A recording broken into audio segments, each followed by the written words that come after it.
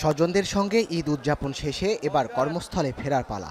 শনিবার বিকেল থেকে বরিশাল নদীবন্দরে ছিল রাজধানীমুখী যাত্রীদের উপচে পড়া ভিড়। যাত্রীতে পরিপূর্ণ হয়ে ওঠে লঞ্চগুলো, বিক্রি হয় ডেক ও কেবিনের শতভাগ টিকিট। যাত্রীর চাপে সুযোগ বুঝে লঞ্চের ভাড়া বেড়েছে ১০০ থেকে ৪০০ টাকা পর্যন্ত। এতে ক্ষোভ প্রকাশ করেন যাত্রীরা। এদিকে নদীবন্দরে যাত্রীদের নিরাপত্তায় কাজ করছে আইনশৃঙ্খলা রক্ষাকারী বাহিনী ও ফায়ার সার্ভিস। অতিরিক্ত যাত্রী যাতে ভ্রমণ করতে না পারে সে বিষয়টি তদারকি করছে বিআইডব্লিউটিএ। ঈদের 10 দিনের মতো ছুটি কাটালাম, কিন্তু এখন প্রচন্ড ভিড়। আজকে যাত্রীর চাপও বেশি। কালকে লঞ্চে এসে আবার ফিরে গেছি, জায়গা পাইনি, আজকের আবার আসলো। লঞ্চে তো একটু ভিড় হবে, এই ভিড়ের ভিত্তি আর কি ছুটি চাটাকাটায় যাইতে হবে, এটাই তো একটা আনন্দ।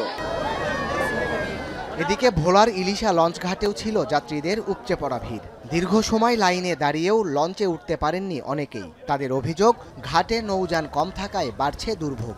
যে যাত্রীদের সেবা পাওয়া দরকার, লঞ্চ পর্যাপ্ত থাকা দরকার, আমরা পাচ্ছি না।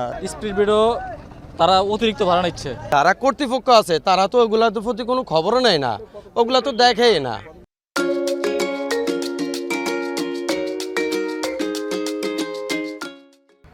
একাধিক সড়ক দুর্ঘটনা, গাড়ি বিকল সহ নানা কারণে ঢাকা টাঙ্গাইল যমুনা সেতু মহাসড়কে সারাদিনই ছিল যানবাহনের ধীরগতি, যানজট।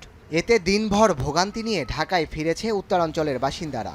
এছাড়াও মহাসড়কে গণপরিবহনের সংকটে কয়েক গুণ বেশি ভাড়া দিয়ে জীবনের ঝুঁকি নিয়ে খোলা ট্রাক ও পিকআপে গন্তব্যে যান অনেকেই। ভ্যাপসা গরমে চরম ভোগান্তি পোহাতে হয় ঢাকামুখী যাত্রীদের।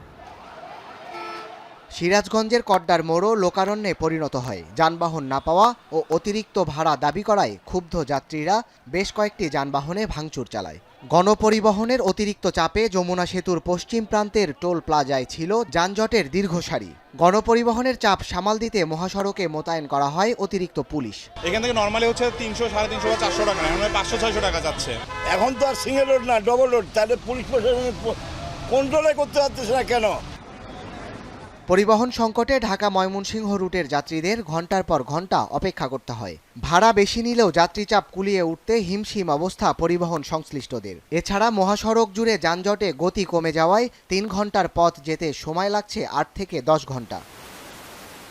গেল কয়েকদিনের চেয়ে বগুড়ার টার্মিনালে যাত্রীর চাপ বাড়ায় ঠিক সময়ে ছাড়ছে না বেশিরভাগ বাস। টিকিট না পেয়ে মাইক্রোবাস ও পিকআপে চড়েও গন্তব্যে যাচ্ছেন অনেকে।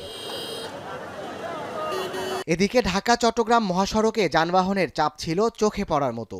কুমিল্লায় বাসের সংকট থাকায় বিভিন্ন উপায়ে ফিরতে হচ্ছে অনেককে। তবে কর্মস্থলে ফেরা মানুষের জন্য ফ্রি বাস সার্ভিস চালু করেছে নাটোর জেলা পুলিশ। সাদাত শাহেদ, এখন।